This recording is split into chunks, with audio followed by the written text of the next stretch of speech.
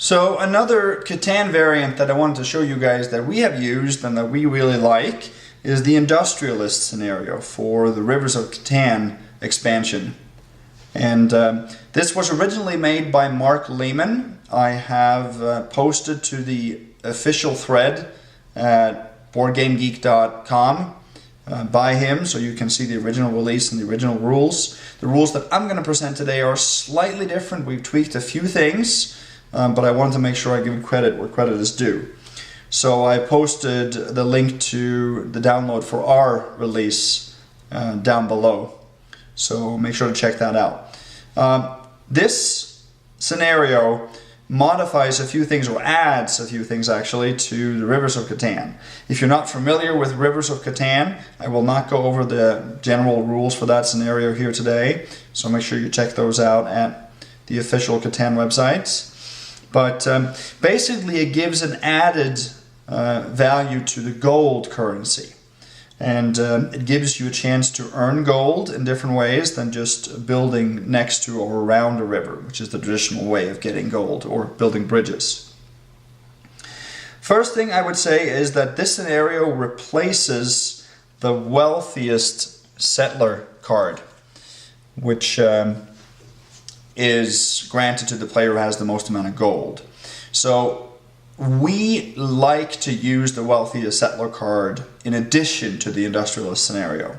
So that's why we made one change, and I'll get back to that in a little bit.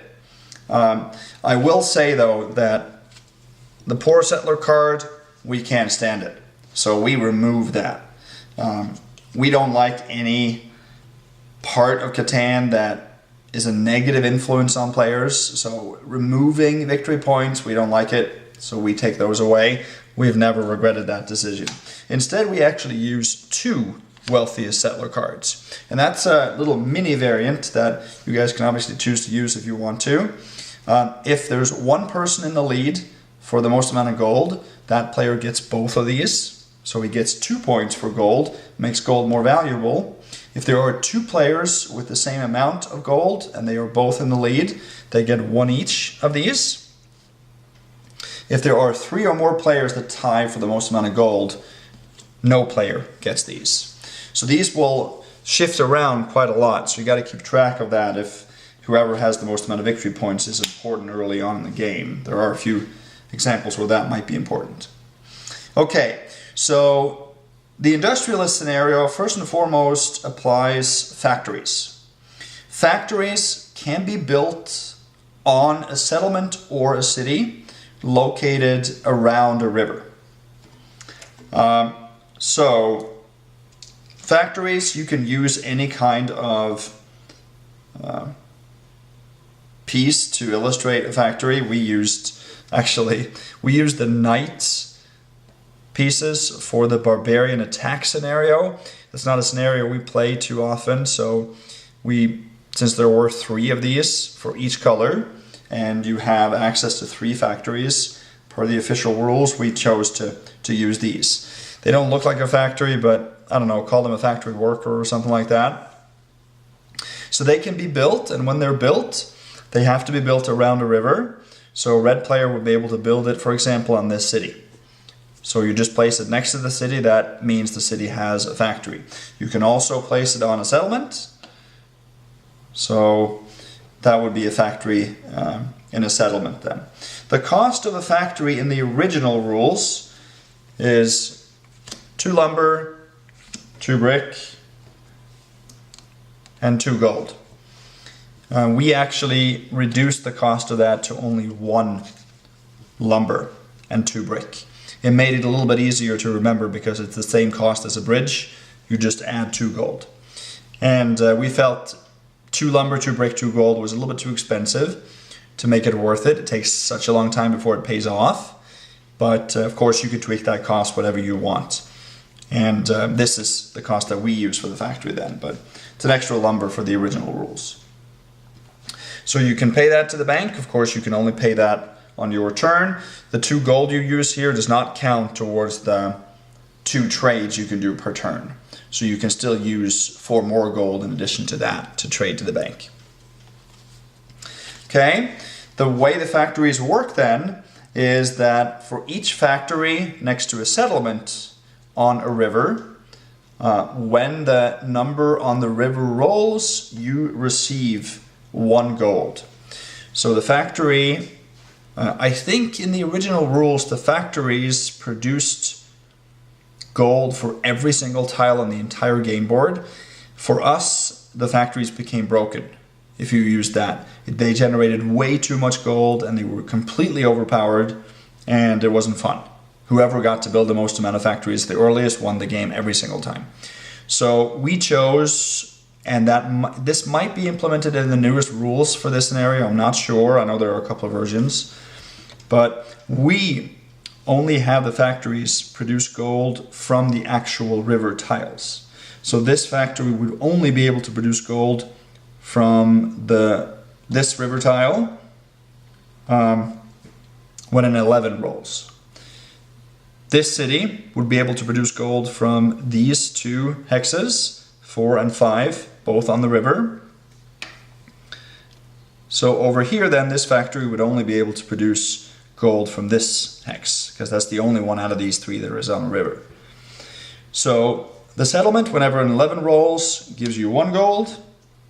A city would produce 2 gold, if say a 4 or a 5 rolled here. So you can still produce gold from a settlement, but it's half as much as a city. That follows the regular rules for resources too.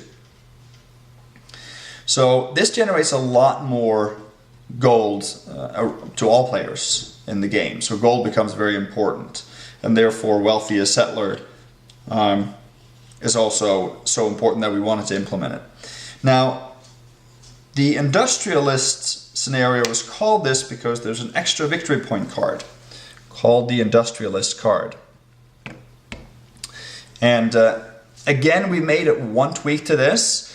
The original release of this card said that whoever produced, I think it was 2 factories and had 5 gold, got this card, and it's worth 2 points.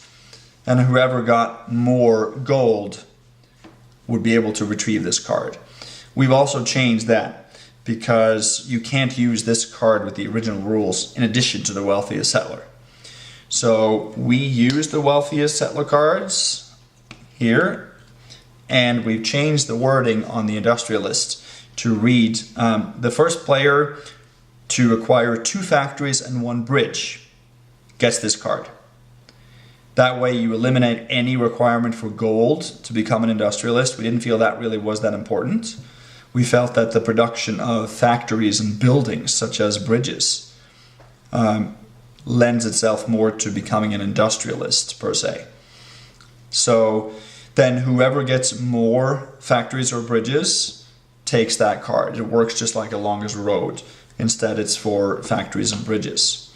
So in this case, if red player here built a bridge, that player would have 2 factories and 1 bridge. He would take this card into his or her possession and get 2 victory points. So if you add Industrialists, then you should add 1 victory point to the total, the goal for winning the game. Every one of these 2 victory point cards, you should add 1 point to the game total. And that's pretty much it.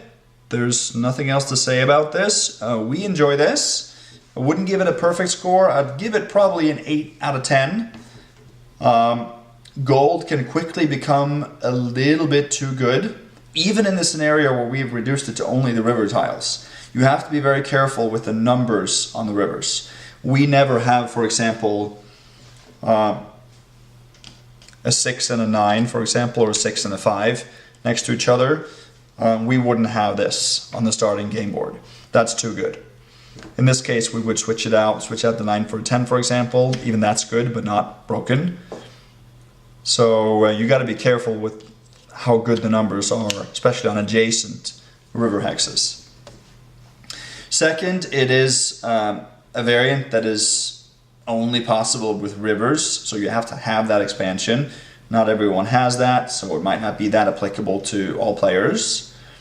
And we don't like the fact that the original rules remove the wealthiest settler. Not that that's going to go against the variant, because we have included it, and you still can. But overall, a very fun edition. Not every player we played with likes it equally, so I'm going a little bit based off of other players' opinions here as well, not only my own personal one. I like it, probably a little bit more than 8 out of 10, but that's the overall score that we'd give this. So recommended, and make sure that you check out the information in the description below.